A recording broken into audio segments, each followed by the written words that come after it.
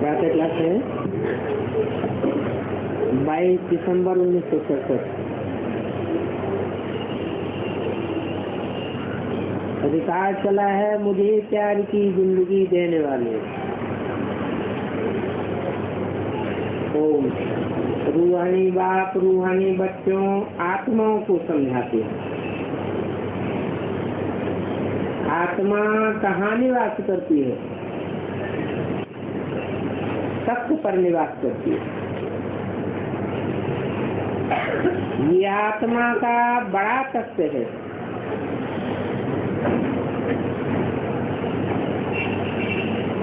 इसको शास्त्रों में कहते हैं उत्तमांग। प्रकृति जैसे बैठने की उनकी कुर्सी है बहुत छोटी। और ये ज्ञान बाप ही सिखलाते हैं।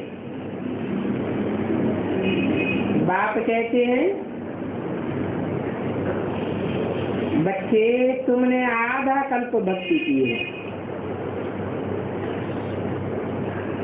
जो भक्ति की है वो कोई पढ़ाई नहीं की है। पढ़ाई में तो एम ऑब्जेक्ट होता है और यहाँ तो पढ़ाई है। इस पढ़ाई की एम ऑब्जेक्ट तुम्हारे सामने खड़ी हुई है। भक्ति मार्ग में एम ऑब्जेक्ट होती नहीं है।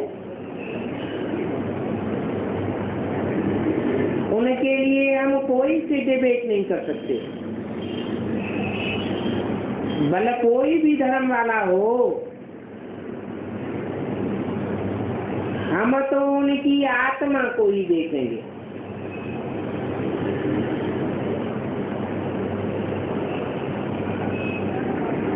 आगे शरीर को देखते थे, अब आत्मा को देखने से कहेंगे हम भाई को देखते हैं और हमारा कोई संबंध नहीं है। और संबंध देखेंगे तो देखने से क्रिमिनल काम करेगी। भाई अर्थात आत्मा समझने से क्रिमिनल काम नहीं करेगी। हम भी आत्मा, ये भी आत्मा। आत्मा ही आगंस द्वारा बोलती है अथवा सुनती है। आत्मा के सिवाय दूसरी कोई बात याद नहीं आवेगी।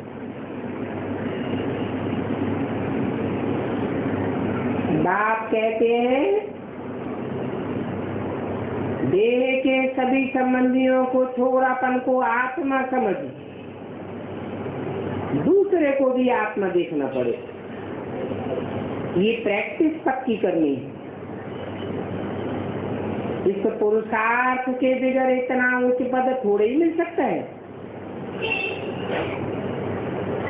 ये फाउंडेशन है क्या?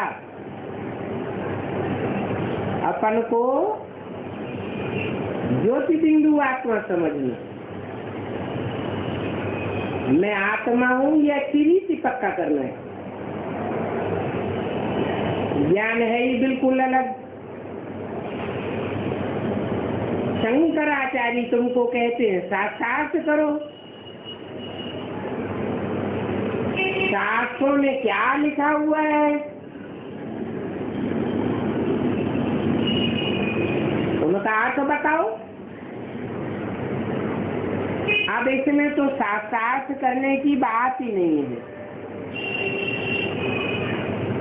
सर्वशास्त्र शिरोमणि गीता है, उसमें भी लिखा हुआ है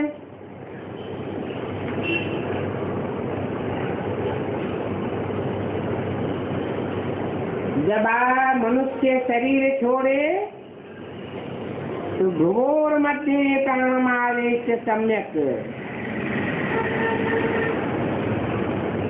प्रकृति के मध्य में आत्मा को देखना चाहिए।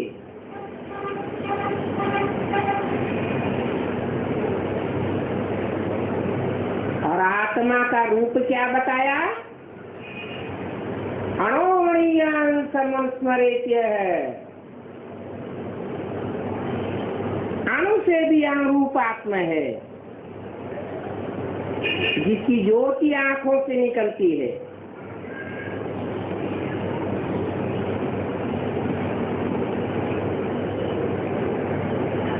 इसमें अर्थ क्या करेंगे? ये तो पढ़ाई है, पढ़ करके नर से नारायण बनना है,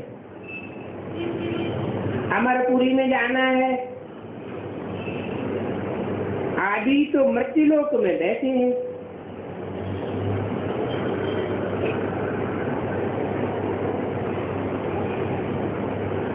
जब चाहे कभी भी शरीर की मृत्यु हो जाती है। मृत्यु अभी हमारी आत्मा के कंट्रोल में नहीं है।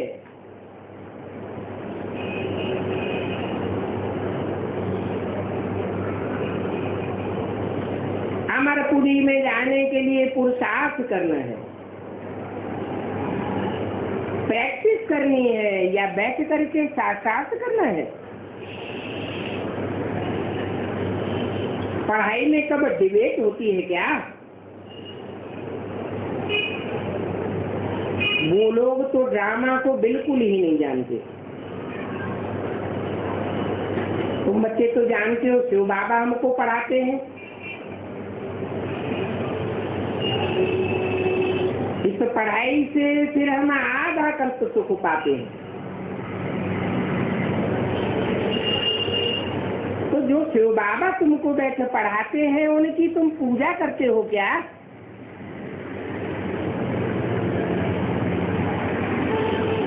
शिव बाबा ने इस बात पर मुरली भी चलाई थी।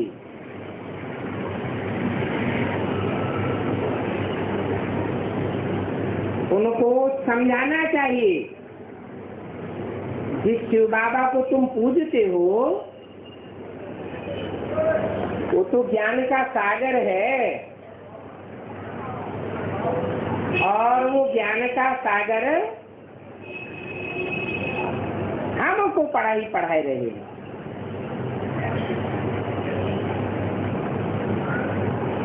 वो बाप ही नर से नारायण बनाने वाला है।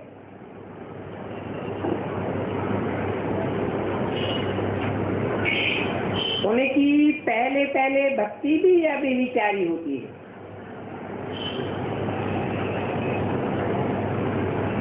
अभी हम उन द्वारा पढ़ करके पुरुषार्थ कर रहे हैं।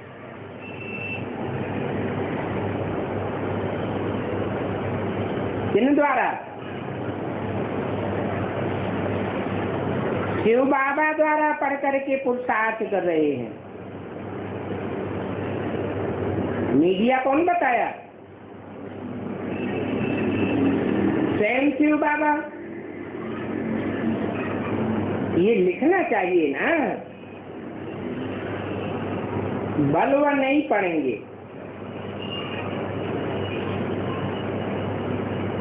कोई न कोई उनके प्राइवेट सेक्रेटरी होंगे, वो पढ़ेंगे। बोलो, हम जानते हैं ये बेचारे भूले हुए हैं। हमने ही शुरू में आदि विचारी पूजा की थी, तो हमको ही ये आदि विचारी ज्ञान मिलता है, जो डायरेक्ट शिव बाबा का है दिया हुआ। जिन्होंने आदि विचारी भक्ति नहीं की है, उनको ये आदि विचारी ज्ञान नहीं मिल सकता।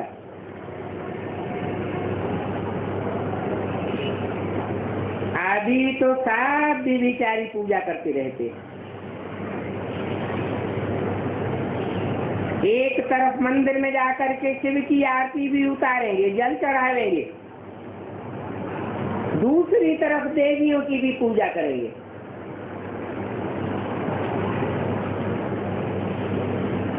उनको समझाना है अभी वो शिव बाबा हमको पढ़ाते हैं और पढ़ाकर कहते हैं मन मना भव, सिर्फ मेरे में मन लगाओ तो मेरे जैसे बन जाएंगे और देह के कर्म संबंध छोड़ दो।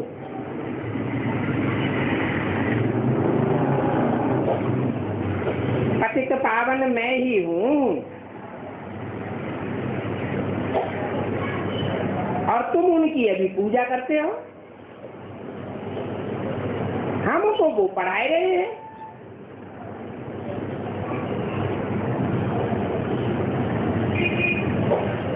पढ़ाई भी पढ़ाए रहे हैं, राजयोग भी सिखलाए रहे हैं, परंतु अभी उनके समझने में देरी है। अभी उनके कान पर इतना नहीं पड़ेगा, क्योंकि अभी तो उनका राज्य है।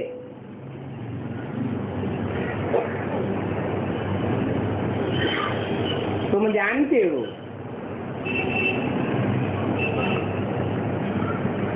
ये भक्ति खत्म हो जाती है। अभी अगर तुम उनको ज्ञान दो तो प्रेसिडेंट आदि सब कहेंगे वाह, ये ब्रह्मा कुमारियां इतने बड़े बड़े सन्यासियों को ज्ञान देती हैं, शंकराचार्य को सुनाती हैं। तो ढेर के ढेर तुम्हारे पास आ जाएंगे, क्योंकि वो तो फिर भी सन्यासी है और तुम तो गृहस्थी हो।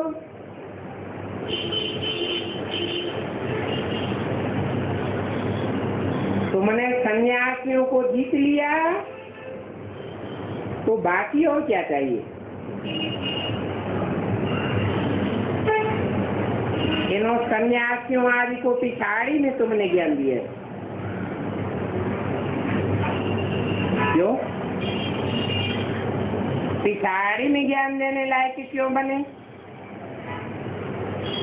शुरुआत में क्यों नहीं, मध्य में क्यों नहीं?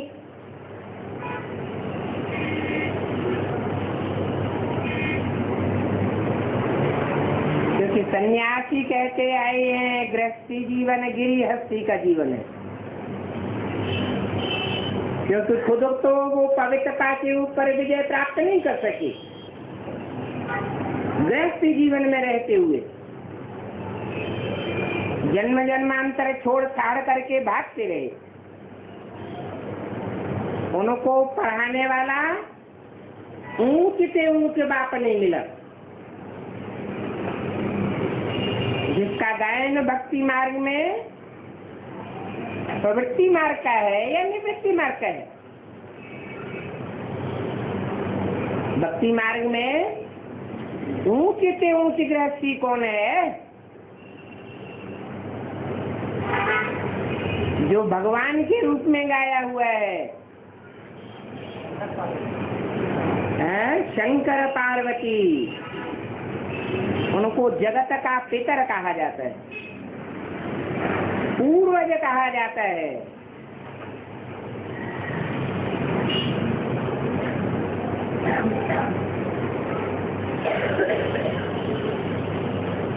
तो उन्होंने जो गृहस्थी जीवन में रहते हुए पवित्रता की धारणा करने की पढ़ाई, जो 63 जन्मों में कोई गुरु ने नहीं पढ़ाई, वो पढ़ाई नहीं होने के कारण उसमें पहले प्रैक्टिस करनी पड़ती है।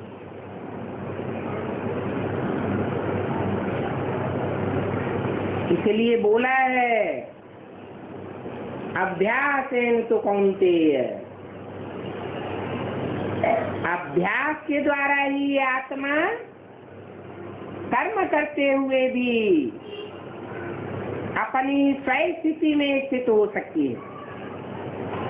दूसरा कोई उपाय नहीं है। तो अभ्यास करने के लिए समय तो चाहिए। इसलिए बोला कि अंत में तुम इन सन्यासियों को भी जीत लेंगे।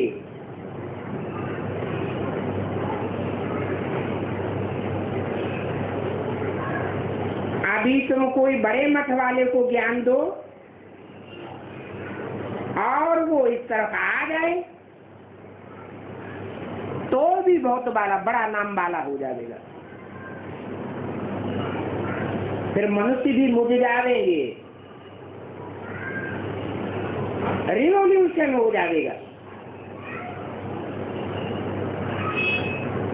बाप कहते हैं इन सन्यासियों आदि का विचारों का कोई दोष नहीं है। मैं ही आकर के तुम बच्चों को ये ज्ञान सुनाता हूँ कि घर गृहस्थ में रहते हुए कैसे आत्मा को, मन बुद्धि को एकाग्र करना है। तुमको कर्म संन्यास नहीं सिखाते हैं, कर्म योग सिखाते हैं। कर्म इंद्रियों से कर्म भी करना है, परंतु मन बुद्धि से बाप को याद करना है। वो लवर्स होते हैं, वो भी तो कारखाने में काम करते करते एक दूसरे को याद में रहते हैं ना।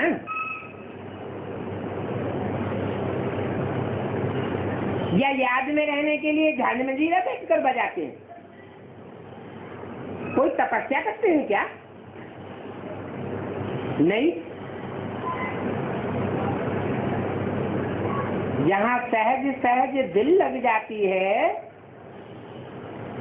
प्राप्ति के आधार पर, तो याद स्वतः आती है। उसको कहते हैं सहज राजयोग। कोई लाल बत्ती आदि जगाने की दरकार नहीं, कोई संगीत आदि बजाने की दरकार नहीं। निराधार आत्मा बाप को याद कर सकती है।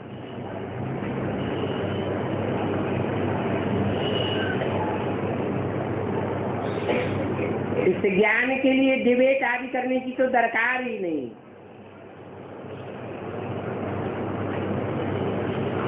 ये तो पढ़ाई है ऊंच से ऊंच बाप की, जो एक बाप ही पढ़ाई सकते हैं।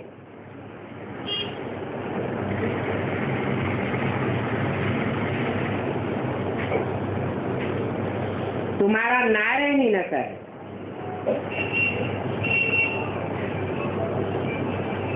मनुष्यों को तो होता है धन का नशा, तुमको नारायणी नशा है।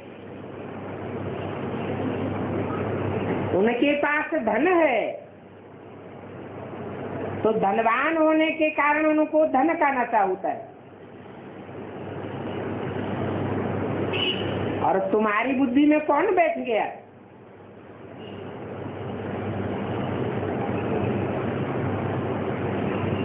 सबसे सहज याद करने का तरीका क्या है? नारायण को याद करना। तो तुम्हारी बुद्धि में नारायण नशा है, उनकी बुद्धि में धन पद मान मर्तबे का नशा है।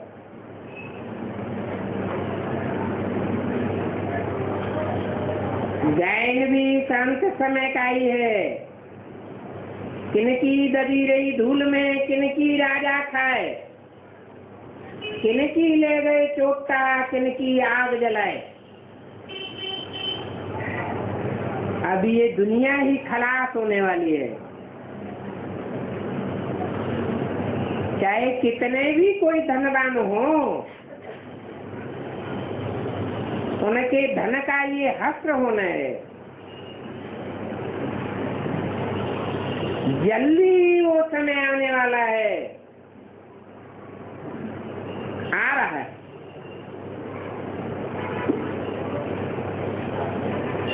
धन सफल उनका होगा जो नर से नारायण बनने का पुरुषार्थ करेंगे। ये पुरानी दुनिया तो खत्म हो जाएगी।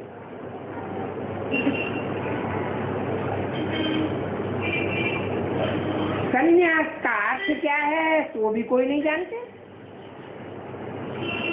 सम माने संपूर्ण, न्यास माने त्याग। जो कुछ हाथ में हो, बैंक बैलेंस में हो, मित्र संबंधियों के पास हो, जमीन में गाड़ दिया हो, उस सारा का त्याग करो ईश्वरीय सेवा में। तो संन्यास का अर्थ है हाथ खाली करना।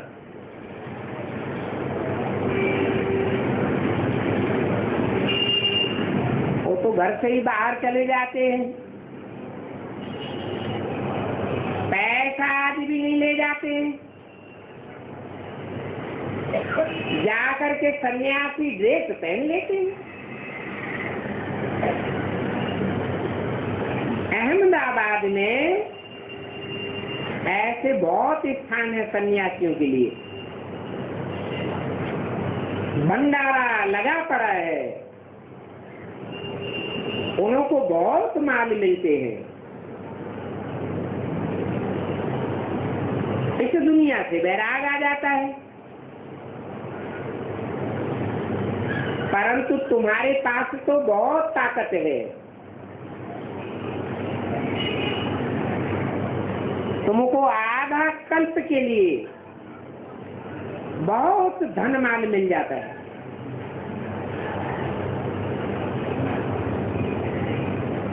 उनमें तो इतनी ताकत ही नहीं, तो धन भी नहीं मिलता। सबसे बड़ी ताकत कौन सी है? मनुष्य के पास तन बल, धन बल, जन बल गाया हुआ है,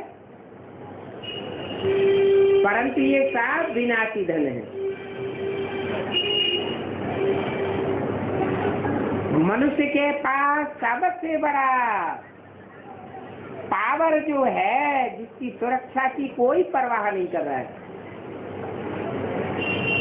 धन इकट्ठा करने में लगे हुए हैं, तन की ताकत बनाने में लगे हुए हैं, जनबल इकट्ठा करने में लगे हुए हैं। परंतु मनुष्य का जो मनोबल है,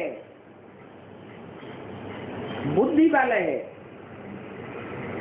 वो सुबह से लेकर के शाम तक मन भटकता रहता है, बिखरता रहता है, रात में सोते सोते भी बिखरता रहता है, स्वप्न में।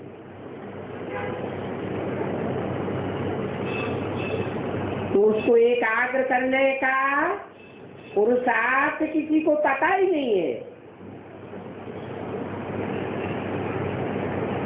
मन बुद्धि का बल है, अगर एकाग्र हो जाए तो धन भी बहुत आ सकता है, धन की ताकत भी बहुत आ सकती है, और जनबल भी बहुत इकट्ठा हो सकता है।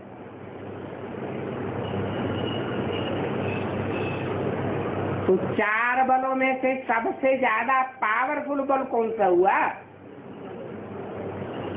मनोबल, बुद्धि का बल, जिसको आत्मा कहा जाता है, आत्मिक बल। आज दुनिया किसके पीछे पड़ी हुई? सारा टाइम कौन से धन के पीछे लगाए रहे हैं? धन बल के पीछे लगाए रहे हैं।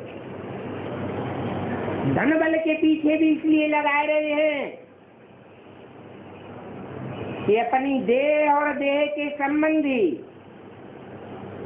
उनके तन का पोषण होता रहे जन्म जन्मांतर, पीढ़ी दर पीढ़ी।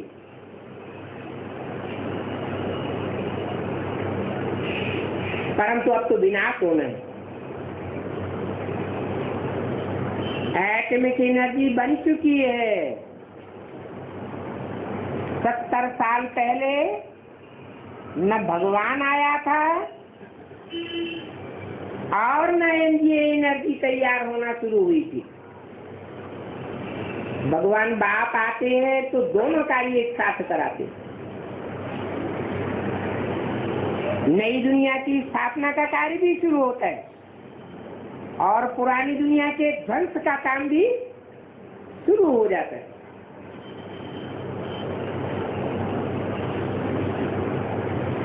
तो मुख्य पावर कौन सी हुई? धन बल, तन बल, जन बल मुख्य पावर नहीं है। मनुष्य के पास मनोबल ही मुख्य पावर है।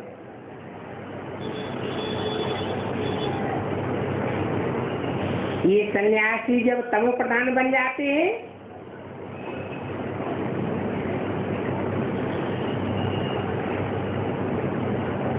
तो लौट कर शहर में वापस आ जाते हैं।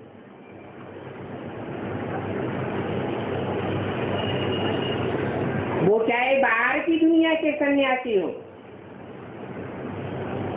और चाहे ब्राह्मणों की दुनिया के सन्यासी हो।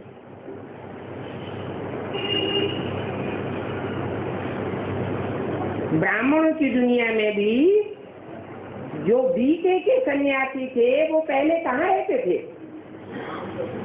शहरों में रहते थे या एकांत जंगल में पहाड़ों पर रहते थे? कहाँ रहते थे? शांत एकांत जंगल में पहाड़ी देश में रहते थे। बाद में तमो प्रधान बने तो शहरों में घुस पड़े।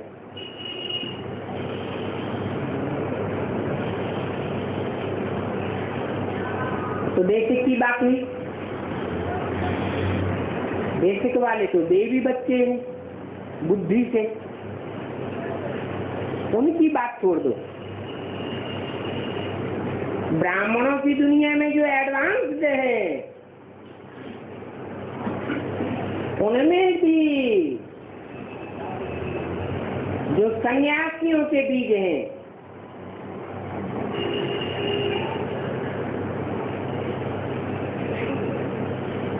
उनका भी यही हाल होता है।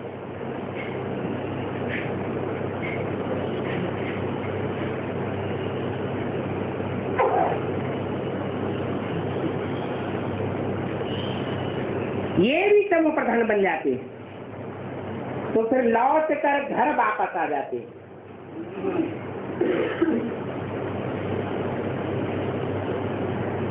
पहले तो घर वालों को ठेंगा दिखाते चले जाते। उनको तुम पकड़ सकते हो परंतु सब है जैसे जट बुद्धि।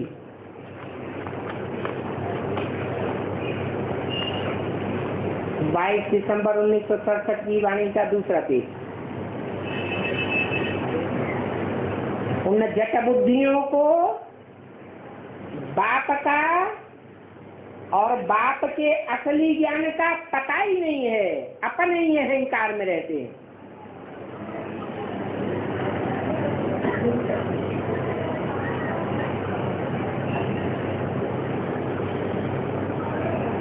ये भी तुम जानते हो। जो इस ईश्वरीय ज्ञान को अच्छी तरह पढ़े हुए होंगे उनके आगे अनपढ़े भरी ढोवेंगे।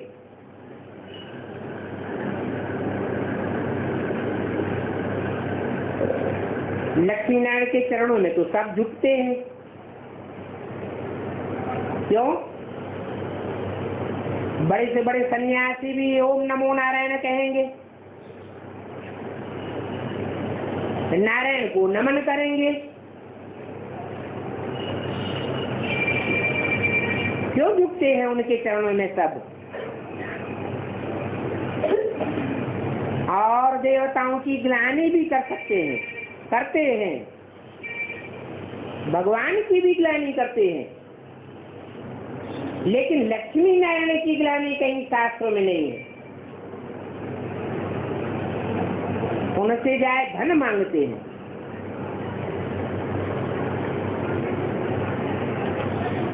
लक्ष्मी से भी कितना धन मांगते हैं? जरूर उन्होंने पढ़ करके यह इतना ऊंच पद पाया है जो अभी तक भी मनुष्य उनसे भीख मांगते रहते। कितना ऊंचा उनका मर्तबा है। ऐसा ऊंचा मर्तबा पाने में साहस भी चाहिए। साहस माना हिम्मत। हिम्मत बच्चे मददे बाप हो जाते हैं। इसमें जीते जी मरना पड़ता है। घर में बैठे बैठाए सब कुछ छोड़ देना। मैं तो आत्मा हूँ, सब कुछ भुला देना। इसको कहा जाता है मरना। इच्छा मात्र अविद्या, कुछ भी याद ना आवे। बाबा ये तन, ये देह के संबंधी, ये देह के पदार्थ, धन संपत्ति आदि सब कुछ आपका है। सिर्फ कहने मात्र नहीं, प्रैक्टिकल में करके दिखाना है।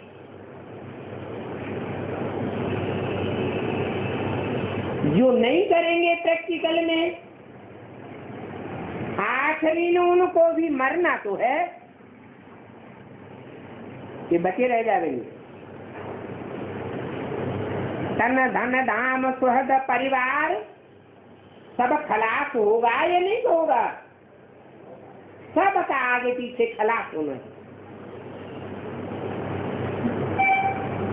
अभी सभी के वानप्रस्थ अवस्था में जाने का टाइम है।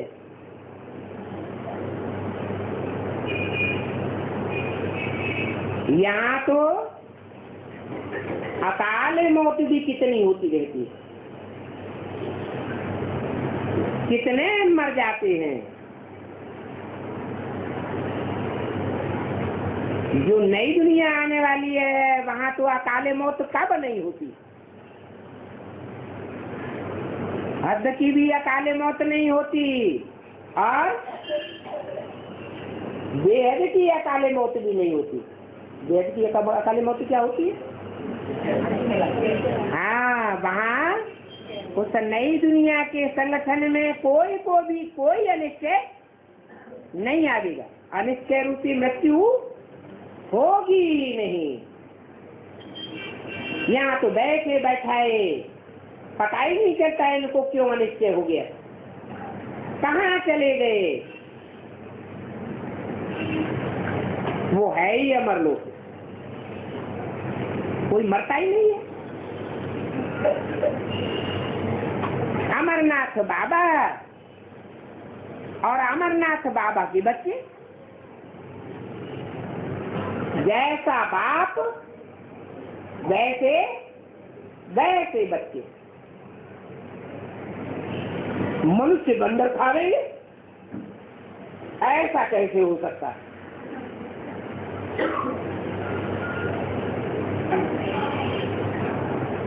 कि कोई बच्चे ऐसे भी हों घर परिवार में जिनका बाप अमरनाथ हो और बच्चे भी अमरनाथ हो, तो पहले तो उनको बेहद का ज्ञान समझाना पड़े। पहले बेहद की दुनिया तैयार होगी या हद की दुनिया तैयार होगी?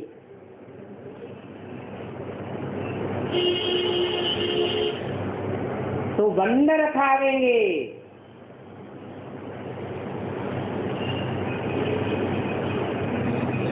कोई कहेंगे अरे मरेंगे नहीं तो जाएंगे कहाँ?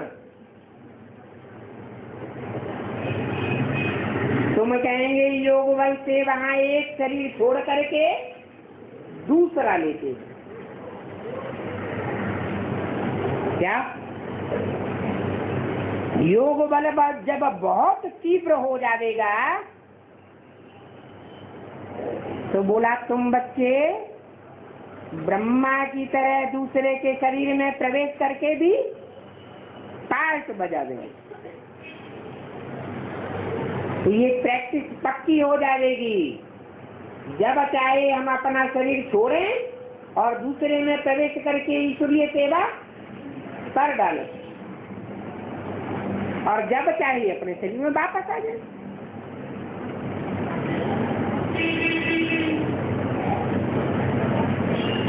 कहेंगे ये भी तो शरीर छोड़ना हुआ ना। अरे शरीर तो छोड़ा ना, परंतु किस युक्ति से छोड़ते हैं वो भी तो समझने की बात है। तुमने तो अब उस युक्ति को अच्छी तरह समझ लिया, सिर्फ प्रैक्टिस पूरी करने की बात है।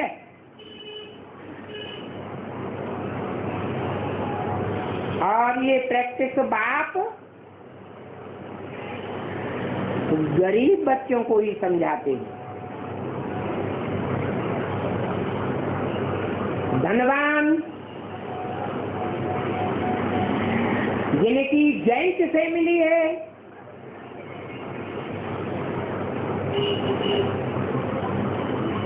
बड़े बड़े मल्टी मिलियनर से हैं,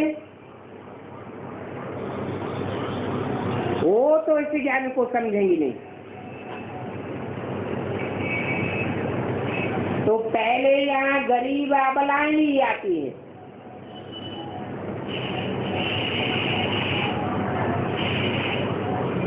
अबलाओं कन्याओं के पास तो कुछ भी होता नहीं।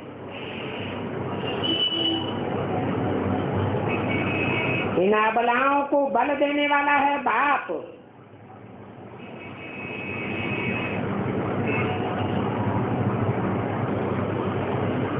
और तो सब इनका बल हरण कर लेते हैं, अबला बनाए देते हैं। आजकल तो मनुष्य अपन को कितना बलवान समझते हैं।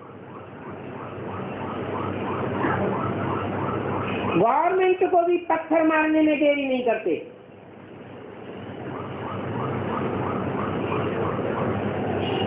इस स्थापना में भी, इस ईश्वरीय गवर्नमेंट में भी बाप को कितना विघ्न पड़ते हैं। ये सब विघ्न आदित्य ड्रामा में नूद है। इन विघ्नों आदि का बाप को कोई ख्याल नहीं होता। समझते हैं ये कोई नई बातें नहीं है। सेकंड बाई सेकंड जो कुछ होता आया है 5000 वर्ष पहले भी हुआ था, नथिंग न्यू।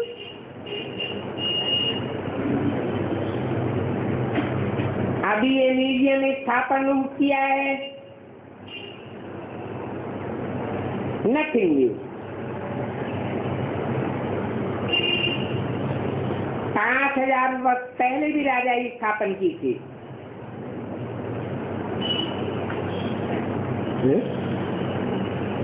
सन 67 में कौन सा म्यूजियम स्थापन किया?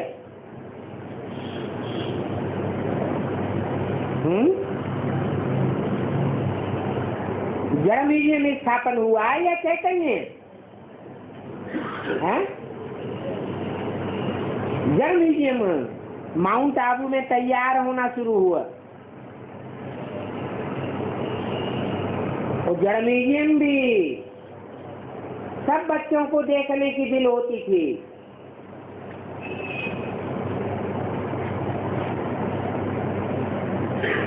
बाप कहते हैं ये नथिंग न्यू। 5000 वर्ष पहले भी राजा ही स्थापन की थी। ये राजाई स्थापन करने के लिए ये म्यूजियम भी रचा था श्रीमत पर। बाबा ये बात बहुत वर्षों से कहते आए हैं। ये बात म्यूजियम में जरूर लिख दो, अखबारों में भी पढ़ता है। 100 साल पहले ये हुआ था, हम कहते हैं 5000 साल पहले भी ये हुआ था। कितना फर्क हो जाता है। परंतु मनुष्यों की यह पत्थर बुद्धि, बात को समझते नहीं है। वो फिर तुमको चरिया समझते हैं, तुमको पागल समझते हैं, तब तो गाली आदि देते हैं। सुनी सुनाई बातें तो बहुत हैं। कहते हैं कृष्ण ने भगाया, कौन से मार्ग में कहते हैं? भक्ति मार्ग में कहते हैं कृष्ण ने भगाया। इसका फाउंडेशन कहाँ पड़ता है? ब्राह्मणों की संग निधि दुनिया में ये भगाने का भी फाउंडेशन पड़ता है। तो क्या भगाया? ये अपने आप भागी।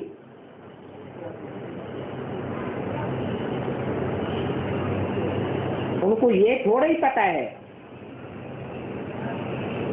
कि अगर भगाया भी तो पटरानी बनाने के लिए भगाया।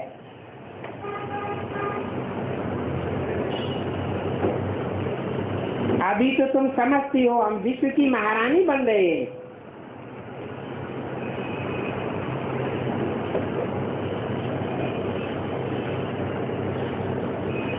बाकी तुम भागे विकारों के कारण,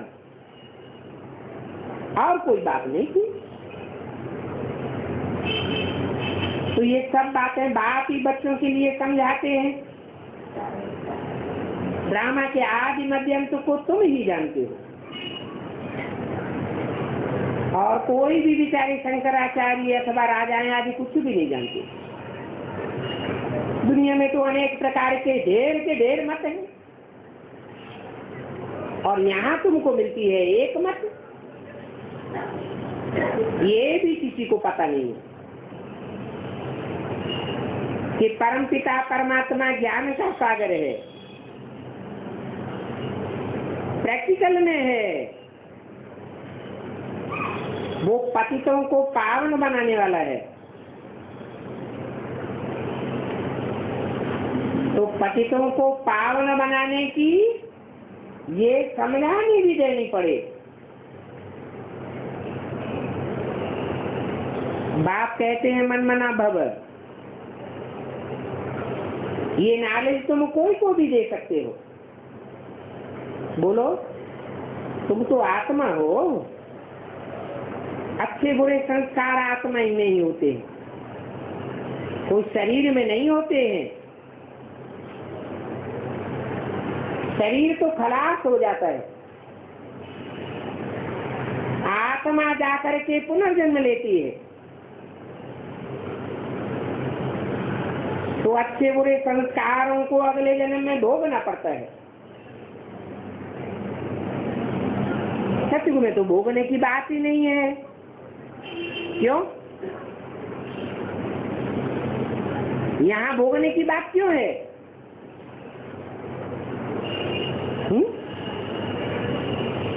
अरे युग तो सतयुग भी है और युग कलयुग भी है। यहाँ अच्छे बुरे संस्कार क्यों भोगने पड़ते हैं और वहाँ क्यों नहीं भोगने पड़ते हैं? वहाँ क्यों नहीं विकर्म होते? अकर्म क्यों होते हैं? वहाँ आत्म की स्थिति होती है। कोई को वहाँ देह की स्मृति नहीं होती है। देह की स्मृति के कारण विकर्म बनते हैं देहभान से। तो तो वहां भोगना से कैसे छूटते हैं, तो अभी बात समझाते हैं।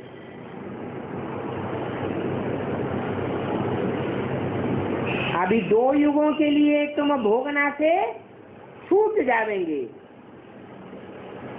ऐसी प्रैक्टिस यहाँ करनी है आत्मिक स्थिति धारण करने की। शास्त्रों में तो कंस आदि की बातें कितनी बैठ बनाई है।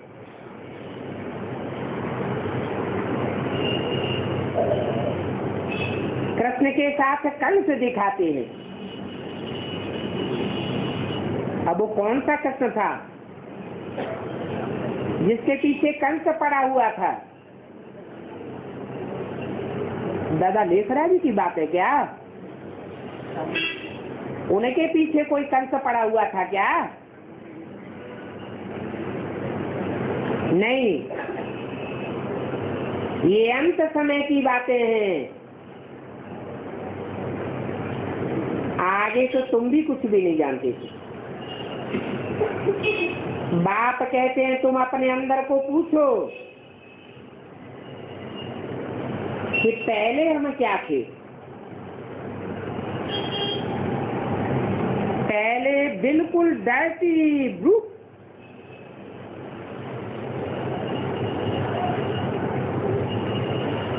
इन देवताओं को मानते थे कि ये सर्वगुण संपन्न है, हम पापी कपटी नीचे हैं। आगे तो भक्ति भी करते थे तो बेसमझी से। अभी तो तुमको समझ मिली। बाप कहते हैं ये आसुरी संप्रदाय है और ये रौरव नरकवासी हैं। रौरव नरक कलयुग अंत को कहेंगे। द्वापर में रौरव नरक नहीं होता है, अभी सब पापात्म है। बिच्छू पिंगन नाग बलाए हैं।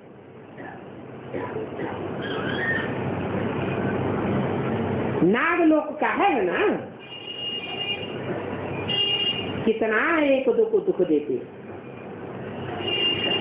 ये है ही आसुरी शैतान संप्रदाय। तुम अभी बनते हो ईश्वरीय संप्रदाय।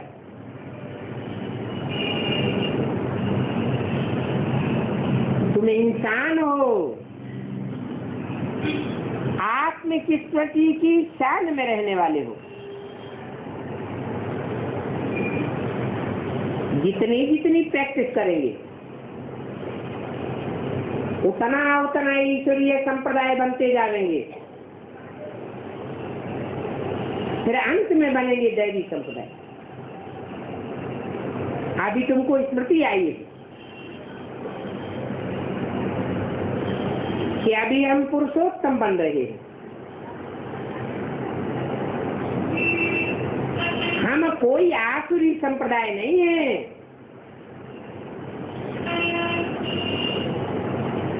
जो जन्म जन्मांतर के आसुरी संप्रदाय होंगे वो तो दूसरे धर्मों में कन्वर्ट हो जाएंगे। वो है बगुले। बगुला क्या करता है?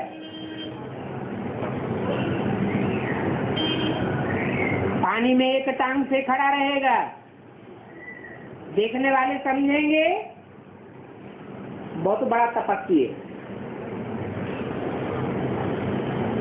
और जैसे ही मछली आई सामने गटाक से गटक जाएगा।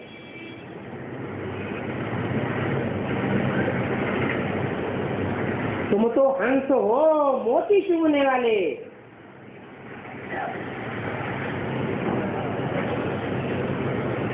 तुम गंध वाली मछलियां खाने वाले नहीं हो।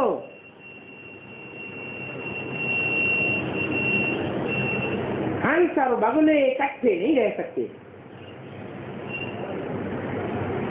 ये क्या बोला? ये ब्राह्मणों का किला ऐसा बन जाएगा जिसमें कोई भी विकारी पतित पांव भी नहीं रख सकेगा। अभी तो देखो ब्राह्मण बच्चों में भी कब कब लून पानी हो पड़ते हैं। बाप कितना समझाते हैं अपन को आत्मा समझो, आत्मा की स्थिति में पक्के रहो तो लून पानी नहीं बनेंगे। देह बहाना आता है तो लड़ाई झगड़ा करते हैं। अपन को भी आत्मा समझो, दूसरे को भी आत्मा देखो, परंतु ये टेव, ये अभ्यास पक्का न होने के कारण, ज्ञान की पूरी धारणा न होने के कारण फिर जात पात आदि के भेद में आ जाते हैं। ये दक्षिण भारत का है, ये उत्तर भारत का है, ये जन्म से ब्राह्मण है, ये जन्म से शूद्र है, ये मुसलमान है, ये हिंदू है।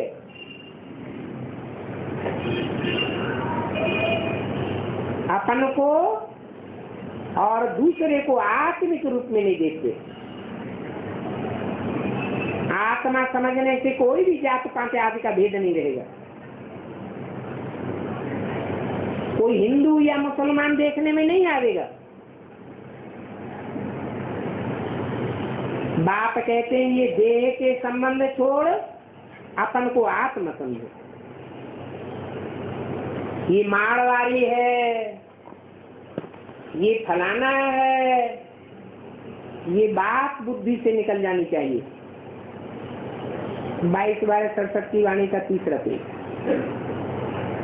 तो ये बाप कहते हैं भाई भाई देखो, ये आत्मा भाई भाई की टेव पक्की पड़ जानी चाहिए। जो ईश्वरीय संप्रदाय आपस में भाई भाई होंगे वो कैसे लड़ेंगे? तो बाबा युक्ति बतलाते, बाबा सर्जन है ना, तो सर्जन को ख्याल रहता है ऐसी दवाई देवे जो इनका देहबान छूट जाए। एक दो को भाई भाई अर्थात आत्मा की दृष्टि से देखो। आत्मा प्रकृति के बीच में रहती है, हमको आत्मा का ही ज्ञान देना है, आत्मा को ही देखना है, जात पात का भेद निकल जाए। नहीं तो एक दूसरे से लड़ते रहेंगे, टिप्पणी करते रहेंगे।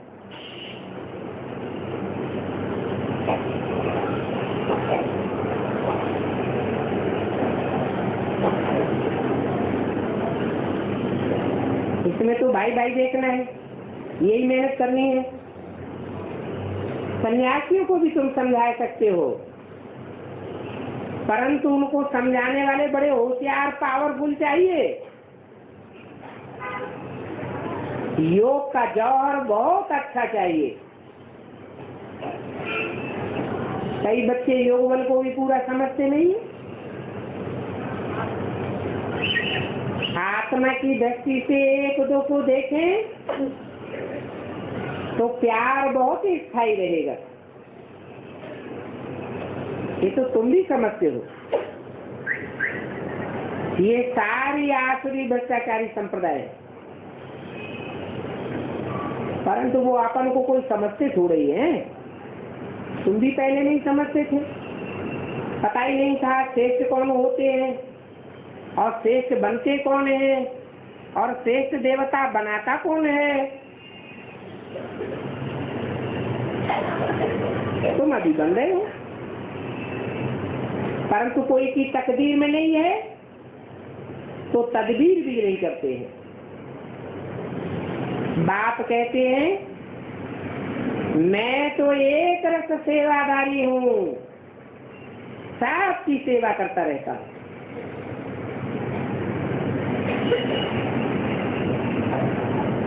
क्या कहा?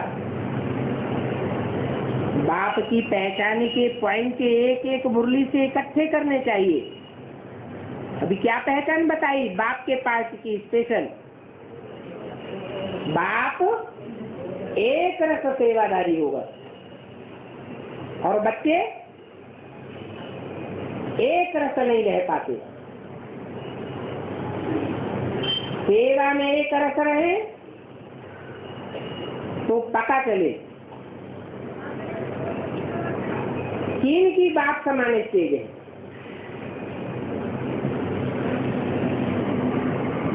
मुझे बुलाया ही है पतितों ने, काहे के लिए? आकर के मुझे पावन बनाओ, तब तो बुलाते हैं पतित पावन आओ और हमको सुखधाम ले चलो। अभी तो तुमको नफरत आती है, समझते हो बरोबर हम दीक्षा की कीड़े थे। अभी हम उससे निकल आए हैं।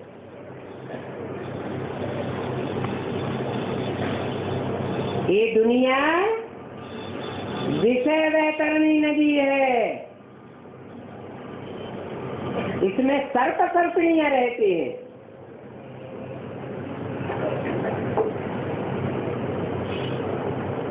विषय वैतरणी नदी का किस नाम से रूप से गायन है? काली देह के रूप में गायन है, जहाँ सर्प सर्पिणियां रहती। प्रश्न के लिए कहते हैं काली देह में सर्प ने डसा तो काला हो गया।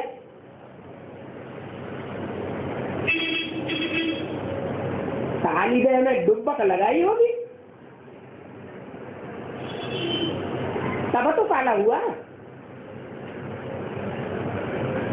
अभी तो सन्यासी कहते हैं कि स्त्री सर्पिणी,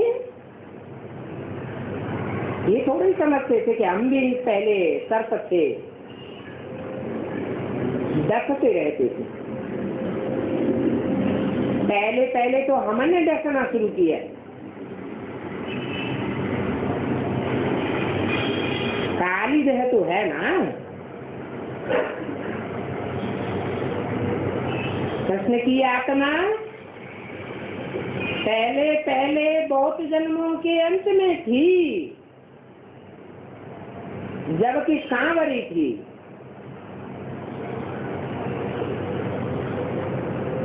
विषय वैतरणी नदी में थी ना, उसको काली देह कहेंगे। और बात है भगवान, भगवान जानते तो है ना कौन कौन गुलाब के फूल हैं और कौन अक के फूल हैं, कौन सुगंध देने वाले हैं आप विचार की और कौन विचार की दुर्गंध देने वाले हैं। अक के फूल को तो कोई भी खाना सूंघना पसंद नहीं करेंगे।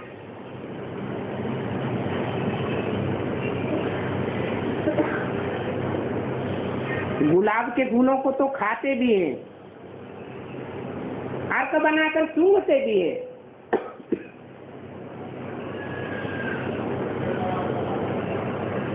अर्क का फूल तो जैसे कड़वा फूल है, उसमें हाथ लगाओ तो आंख भी खराब हो जाए। ऐसे ऐसे अर्क के फूल हैं। बुद्ध रूपी आंख थोड़ी भी अटैच हो गई तो दृष्टि ही भ्रष्ट हो जाएगी। खुद भी समझते हैं हम कांटा है, मैं किसको सुख देने वाला नहीं हूँ। बेहद के बाप तो हर एक को जानते हैं ना। ये बेहद का बाप बेहद का टीचर भी है, क्योंकि सभी टीचर्स का टीचर है। और सभी टीचर्स को तो मनुष्य पढ़ाई पढ़ाते हैं, मनुष्य गुरु पढ़ाई पढ़ाते हैं, परंतु इस टीचर को पढ़ाने वाला कोई मनुष्य गुरु नहीं हो सकता।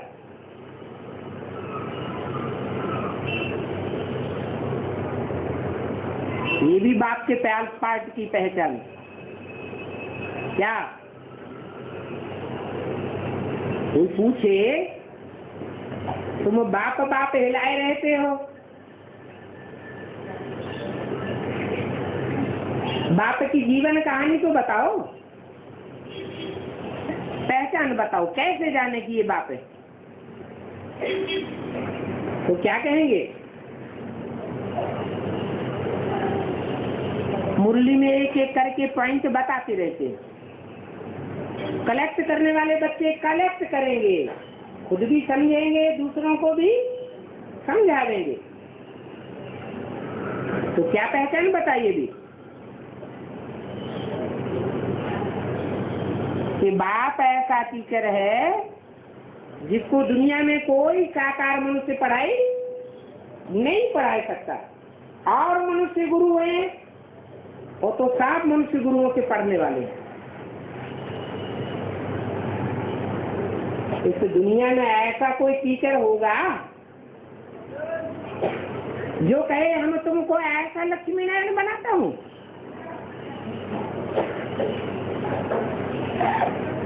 लक्ष्मी नारायण बनाता हूँ ये कहने वाला होगा तो साकार होगा या निराकार होगा? कहेगा तो मुख से ही।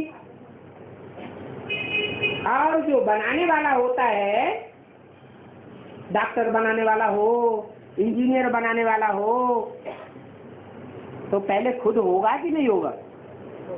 है? पहले तो खुद होगा। इनकी श्रीमत पर चलते हैं तो मानना चाहिए। अगर भगवान का भी नहीं मानेंगे तो बाकी किसका मानेंगे? बाप कहते हैं तुम भाई भाई हो ना, तो तुम्हारी विकार की दृष्टि क्यों जानी चाहिए? ये टेव बहुत अच्छी डालनी है। महावीर महावैनियों को बहुत खबरदार रहना है, काम महाशत्रु है। इसको माया रूपी ग्राह में, ग्राह से व मगरमच्छ से बड़ी संभाल करनी है। कहाँ है, न मगरमच्छों के मुख में न पड़ जाओ। माया बहुत जोर से चमाट लगाई देती है, बहुत ऊंची से ऊंची विश्व के मालिक बनने से गिराई देती है। ऐसा न हो तो सदगुरु निंदक ठौर न पावे, उस स्टेज में चले जाओ, फिर उस ठौर नहीं पाए सकेंगे, बड़ी भूल से बड़ा घाटा पड़ जाएगा। जन्म जन्मांतर कल्प कल्पांतर का घाटा पड़ेगा। इसलिए बच्चों को बहुत खबरदार रहना है, खास इस संगम युग पर। जबकि तुम ईश्वरीय औलाद हो तो आपस में भाई भाई का रूहानी प्यार होना चाहिए। सतयुग में तो देखो जानवर भी कितना प्रेम से चलते हैं, वहाँ कोई किसी में लड़ाई नहीं होती जो धोखा खावे। तो बच्चों को माया से बड़ी खबरदारी रखना है। बाबा सावधान रहने के लिए रोज समझाते रहते हैं। तुम बच्चों को कदम कदम पर पदम है, अर्थात तुम पदम पति बनते हो, तो खबरदारी भी बहुत रहना। बाप दादा बार बार बच्चों को सावधान करते रहते हैं। पति तो बन करके कहीं अपना दीवाना मार नहीं लेना। दिन प्रतिदिन माया तमो प्रधान अवस्था धारण करती जा रही है। समझना चाहिए हमको कौन श्रीमत देते, मानना चाहिए। तुम आत्मा भाई भाई हो, कभी विकार की दृष्टि न जाए। आत्मा को देखो, भाई को देखो, केव पक्की रखो। इस बात में मेहनत है। अच्छा मीठे मीठे सिके बच्चों को याद किया। Good morning.